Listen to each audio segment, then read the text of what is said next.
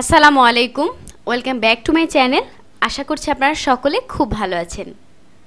আমিও খুব ভালো আছি, তাই তো একটা মজাদার রেসিপি নিয়ে আপনাদের সামনে চলে আসলাম। মিষ্টি তো অনেক ধরনের মিষ্টি খেয়েছেন। পাউরুটি দিয়ে মিষ্টি, এমন মিষ্টি কি খেয়েছেন? আমার মনে হয় অনেকেই খাননি। আর আজকের মিষ্টির নাম হচ্ছে মালাই রোল।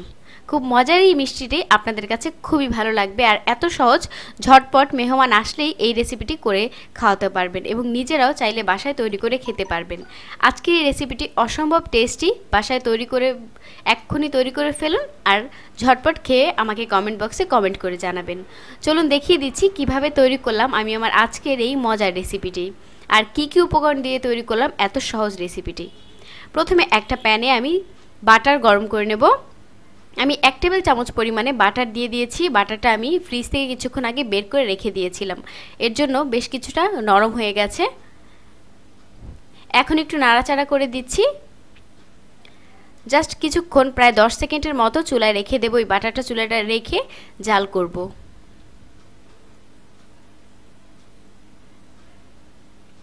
দশ সেকেন্ড পরে যখন একটু রংটা পরিবর্তন হয়ে যাবে, একটু লালচে বর্ণ করবে, তখন আমি দিয়ে দেব দুধ। আমি এখানে নিয়েছি 1/4 কাপ পরিমাণে লিকুইড দুধ। দুধটা আমি জাল করে নিয়েছি, আপনারা চাইলে নর্মাল দুধটাও দিয়ে দিতে পারেন।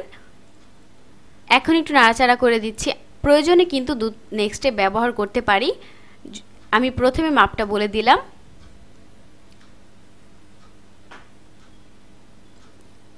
এখন আমি দিয়ে দেব গুঁড়া দুধ। আমি এখানে নিয়েছি 1 কাপ পরিমাণে গুঁড়া দুধ। গুঁড়া দুধটা আপনারা যে কোনো ব্র্যান্ডের ব্যবহার করতে পারেন আপনাদের পছন্দ অনুযায়ী। দিয়ে এখন আমি নাড়াচাড়া করে দিচ্ছি। আমি কিন্তু একটা মাওয়া তৈরি করে নেব।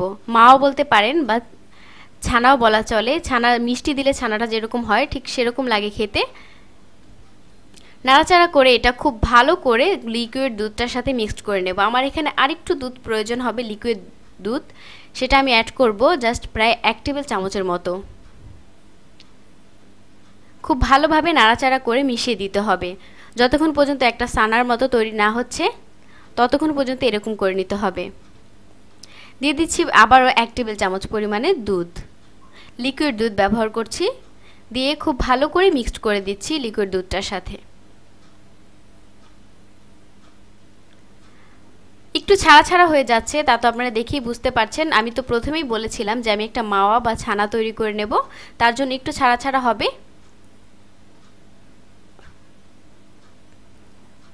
দেখতেই পাচ্ছেন এই পর্যায়ে কিন্তু ভয় পাওয়ার কিছু নেই যে কেমনটা হয়ে গেছে। একটু জাল করতে করতে এটা খুব ভালোভাবেই রেডি হয়ে যাবে। দেখতেই পাচ্ছেন একেবারে রেডি হয়ে গেছে। এখন আমি চুলা থেকে নামিয়ে নেব। আপনারা চাইলে এটা এমনি এমনিও খেয়ে নিতে পারেন, এতটা টেস্টি। দিয়ে দিচ্ছি প্রায় 1.5 কাপ পরিমাণে লিকুইড দুধ। এখানে আমি একটা রাবড়ি তৈরি করব। রাবড়ি তৈরি করার জন্য রেডি করে নিচ্ছি, বা একটা দুধের মিশ্রণ তৈরি করব।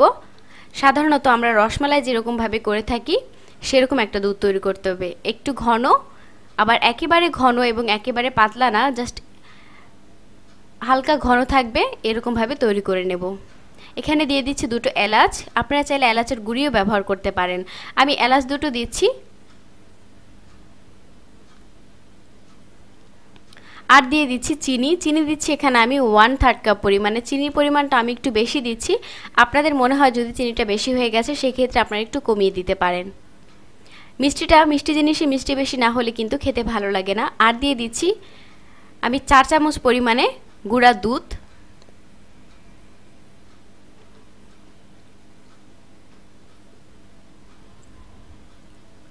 গুঁড়া দুধটা দিয়ে খুব ভালো করে নাড়াচাড়া করে মিশিয়ে দিচ্ছি, আর বেশ কিছুক্ষণ ধরে জাল করে নেব।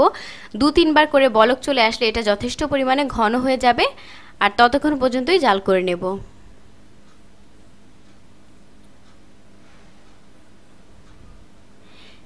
দেখতেই পাচ্ছেন কত সুন্দরভাবে বলক চলে এসছে, আর এটা অলমোস্ট এখন হয়ে গেছে। এখন আমি চুলা থেকে নামিয়ে নেব।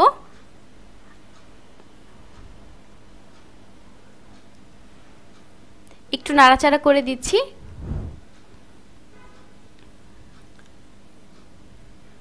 চুলা থেকে নামিয়ে নিয়েছিলাম, আর এখানে আমি ব্রেডটা রেডি করে নিচ্ছি। পাউরুটিগুলো এরকম হবে। আপনারা যে যেরকম পিস হিসাবে নিয়ে নিতে পারেন, যতটা হয় সেই হিসাবে। আমি এখন সাইডের যে ব্রাউন কালারটা আছে সেটা একটা নাইফের সাহায্যে কেটে নেব। কিভাবে কাটছি একটু দেখিয়ে দিচ্ছি আপনাদেরকে।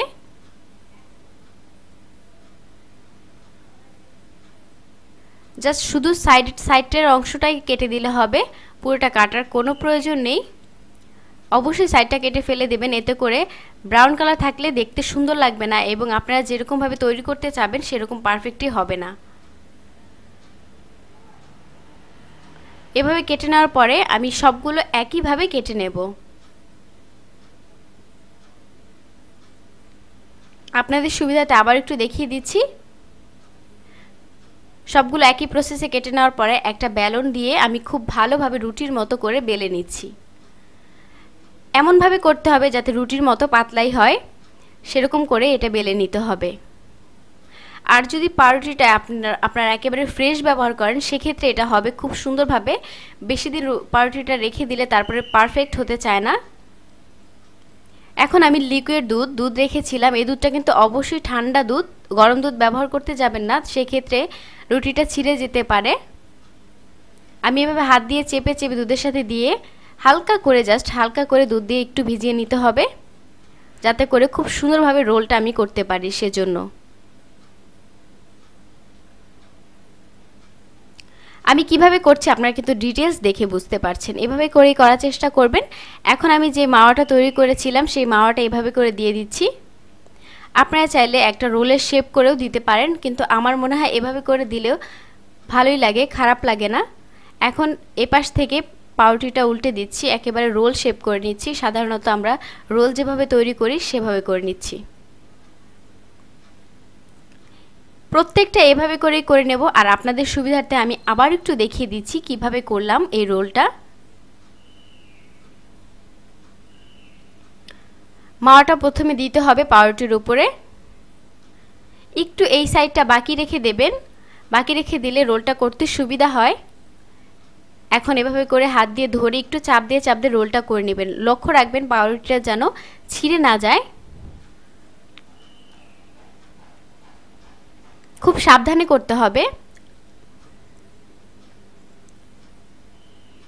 রেডি হয়ে গেল আমার আজকের এই রোল।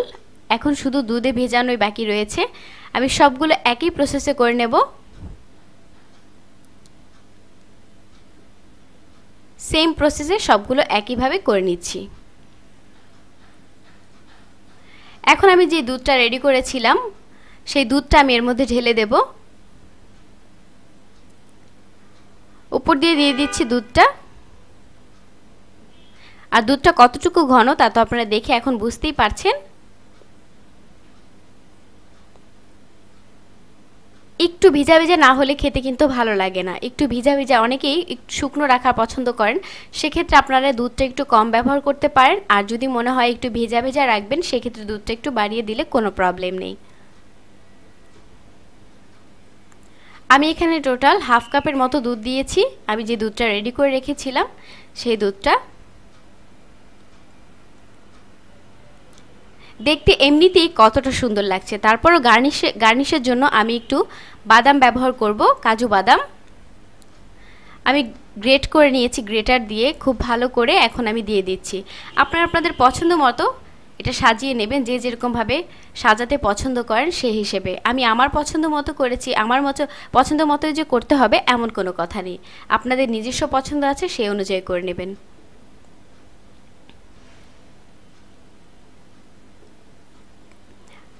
বাদাম দিয়ে খুব সুন্দর করে সার্ভ করার চেষ্টা করছি।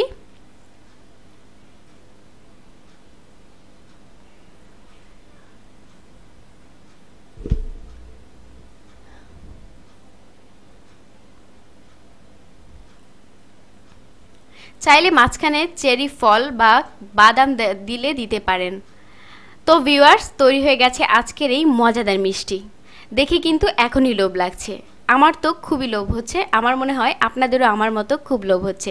তাই ঝটপট বাসায় তৈরি করে ফেলুন, আর তৈরি করে অবশ্যই আমাকে কমেন্ট বক্সে কমেন্ট করে ফেলুন। যদি আমার ভিডিওটি ভালো লাগে তাহলে অবশ্যই আমার চ্যানেলে লাইক, কমেন্ট, শেয়ার করুন। আরও নতুন নতুন ভিডিও পাওয়ার জন্য আমার চ্যানেলটি সাবস্ক্রাইব করুন। পাশে থাকা কিন্তু একটা বেল বাটন আছে, অবশ্যই বেল বাটনটি ক্লিক করে দিন, এতে করে আমি যত যত নতুন ভিডিও দিব আপলোড করব সবগুলো আপনাদের কাছে সবার আগে পৌঁছে যাবে। আজকে এই পর্যন্তই, নেক্সটে আবারও আসবো নতুন ভিডিও নিয়ে। সবাই ভালো থাকুন এবং